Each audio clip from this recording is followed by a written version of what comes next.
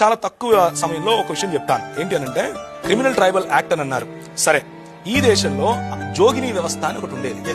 ఆంధ్ర జోగిని abolishment ఎప్పుడు జరిగింది? భాస్కర్ రాజు గారే చెప్పాలి. ఇంగ్లీష్ ఎడ్యుకేషన్ యాక్ట్ ఎప్పుడు వచ్చింది? భాస్కర్ రాజు గారే చెప్తారు. ఆస్తి హక్కు శూద్రులకు ఎవరు తీసుకొచ్చారు? ఒకవేళ ఆస్తి హక్కు శూద్రులకు, చదువు హక్కు శూద్రులకు లేకపోతే ఈ రోజు భాస్కర్ రాజు గారు ఇక్కడ కూర్చుని రక్షణ టీవీలో మాట్లాడగలిగే వాళ్ళ? ఎవరు తెచ్చారో సమాధానం చెప్పాలి. రైట్ టు ఎడ్యుకేషన్ ఎవరు తీసుకొచ్చారు? ఆయన డాక్టర్ అయ్యారుగా, ఎలా అయ్యారు? ఒక వైద్యుడు, ఒక చోరుడు ఇద్దరు సమానం అని చెప్పేటటువంటి సనాతన ధర్మం ఇక్కడ. రైట్ టు ఎడ్యుకేషన్ ఫర్ శూద్ర అని చెప్పేటటువంటి ఈ యాక్ట్ 1913 ఎక్కడ? ఈ రెండిట్లో దేని వల్ల మీరు డాక్టర్ అయ్యారు? మీరు సమాధానం చెప్పాలి నాకు. స్లేవరీ అబాలిష్మెంట్ యాక్ట్ ఎవరు చేశారు? బ్రాహ్మిన్స్, ఒక వ్యక్తి శూద్రుడు పెళ్లి చేసుకుంటే భార్యను బ్రాహ్మణుడి దగ్గర 3 రాత్రులు పడుకోబెట్టాలా? ఇది మీ సనాతన ధర్మమా? దాన్ని అబాలిష్ చేసింది 1819లో. ఎవరు అబాలిష్ చేశారు?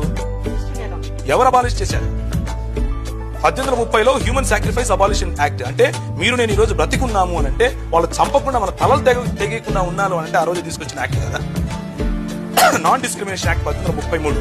రైట్ టు సిట్, శూద్రులకు కూర్చునే హక్కులు లేవండి, బిరుదులు కోసేవాళ్ళు. ఈ రోజు టీవీల ముందు మీరు నిలబడుకుని మాట్లాడుతున్నారు అంటే కారణం ఏంటి? ఏ యాక్ట్ కారణంగా? ఈ ట్రైబల్ యాక్ట్ గుర్తొచ్చిందా? అది చేయించింది బ్రాహ్మణ సముదాయం కాదా? నాచ్ కమ్యూనిటీ అన్నటువంటి ఒక కమ్యూనిటీ ఉండేది. మన బడుగు బలహీన వర్గాలకు, దళిత సహోదరులను వాళ్ళు అర్ధనగ్నంగా లేకపోతే పూర్తి నగ్నంగా దేవాలయాల ఎదుట డాన్సులు చేయించేవాళ్ళు. ఇంతవరకు మన రెడ్డి గారు చెప్పారు అనమాట. అంటే భజన చేసేటటువంటి కళాకారులు ఉన్నారు అని.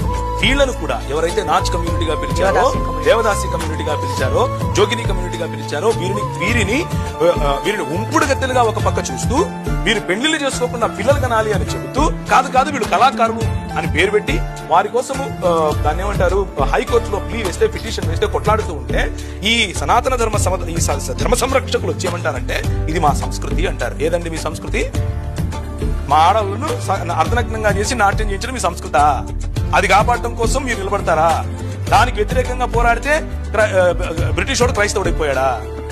ఇది మనకున్నటువంటి గొప్ప జ్ఞానం. కాబట్టి టైటిల్ సరి చేసుకోవాలి అని మన సహోదరులు చెప్పారు, భాస్కర్ రాజు గారు.